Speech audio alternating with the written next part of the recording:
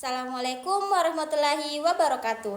Hai semuanya, perkenalkan nama saya Elvira Yulianti Hikmah dengan NIM J1A125127 kelas C jurusan Ilmu Kesehatan Masyarakat. Pada video kali ini saya akan membahas 3 komponen penting yang berperan dalam proses metabolisme dalam tubuh kita, yaitu karbohidrat, protein, dan enzim. Yang pertama, kita mulai dari karbohidrat. Karbohidrat adalah sumber energi utama bagi tubuh. Saat kita makan nasi, roti, mie atau buah, tubuh akan mengubah karbohidrat menjadi glukosa yang digunakan sebagai bahan bakar untuk aktivitas sehari-hari. Karbohidrat dibagi menjadi 3 jenis. Yang pertama yaitu monosakarida, contohnya glukosa dan fruktosa. Ini bentuk paling sederhana dan cepat diserap oleh tubuh. Yang kedua, disakarida, seperti sukrosa dan laktosa. Dan yang ketiga, polisakarida, misalnya pati pada tumbuhan, glikogen pada manusia, dan selulosa sebagai penyusun dinding sel tumbuhan. Selain sebagai sumber energi cepat, karbohidrat juga berfungsi sebagai cadangan energi dan bahan penyusun struktur sel. Ketika kita kekurangan karbohidrat, kita akan merasa cepat lemas, sulit fokus, gula darah turun, berat badan turun, dan tubuh masuk ketosis. Dan saat kelebihan karbohidrat, berat badan kita akan cepat naik, gula darah tinggi, risiko diabetes meningkat, mudah mengantuk, dan gangguan pada pencernaan. Oleh karena itu, kita harus mengkonsumsi karbohidrat sesuai dengan kebutuhan tubuh kita. Berikutnya adalah protein. Protein tersusun dari asam amino dan berperan penting dalam hampir semua proses tubuh.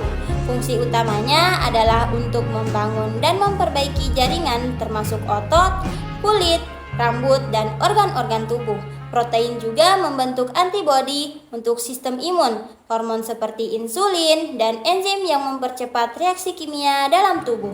Struktur protein terdiri dari 4 tingkat, yaitu primer, sekunder, tersier, dan kuaterner, yang secara keseluruhan menentukan bentuk dan fungsi protein tersebut. Makanan yang kaya protein seperti telur, ikan, daging ayam, daging sapi, serta kacang-kacangan. Nah, ketika kita kekurangan dan kelebihan protein dalam tubuh kita, akan berdampak buruk juga loh. Nah, contohnya pada saat kekurangan protein, otot akan mengecil atau mudah lemas, luka sulit sembuh, rambut rontok, imunitas menurun, pembengkakan atau edema pada kasus berat. Dan ketika kelebihan protein, ginjal akan terbebani, dehidrasi, risiko batu ginjal meningkat, berat badan naik kalau kalori total berlebihan. Nah, oleh karena itu seperti pada karbohidrat, protein juga kita harus memakan protein sesuai dengan kebutuhan kita sehari-hari saja ya, jangan berlebihan dan jangan kekurangan. Nah, yang selanjutnya adalah enzim. Enzim itu sebenarnya adalah protein, tapi fungsinya lebih spesifik, yaitu sebagai katalis. Artinya, enzim mempercepat reaksi kimia dalam tubuh tanpa ikut habis dalam prosesnya. Enzim bekerja dengan cara mengenali substrat tertentu. Enzim dan substrat kemudian membentuk kompleks enzim substrat, lalu menghasilkan produk. Contohnya, enzim amilase di mulut kita membantu mengubah pati menjadi gula sederhana. Kerja enzim dipengaruhi oleh beberapa faktor seperti suhu, pH, konsentrasi enzim dan substrat, serta keberadaan inhibitor atau penghambat. Nah, adapun dampak dari kekurangan enzim yaitu pencernaan akan terganggu seperti merasa kembung dan diare. Nutrisi tidak terserap optimal, metabolisme melambat, dan bisa muncul penyakit tertentu, misalnya intoleransi laktosa. Dan ketika kita kelebihan enzim, reaksi kimia tubuh menjadi terlalu cepat, bisa merusak jaringan, misalnya enzim pencernaan mengiritasi usus, dan terkait kondisi inflamasi atau infeksi tertentu.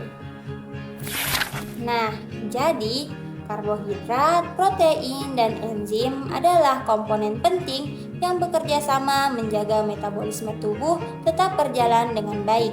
Karbohidrat menyediakan energi utama yang kita butuhkan untuk beraktivitas, mulai dari bergerak, berpikir, sampai menjaga fungsi organ. Protein berperan sebagai bahan dasar pembentukan jaringan tubuh seperti otot, hormon, antibodi, hingga enzim itu sendiri. Sementara itu, enzim berfungsi mempercepat berbagai reaksi kimia di dalam tubuh, sehingga proses pencernaan, penyerapan nutrisi, dan pembentukan energi bisa berlangsung dengan efisien. Ketiganya saling berkaitan dan tidak bisa bekerja sendiri. Dengan memahami peran masing-masing, kita bisa lebih sadar akan pentingnya menjaga pola makan dan keseimbangan nutrisi setiap hari. Nah, itu saja video singkat tentang karbohidrat, enzim, dan protein dari saya. Saya ucapkan banyak terima kasih. Wassalamualaikum warahmatullahi wabarakatuh.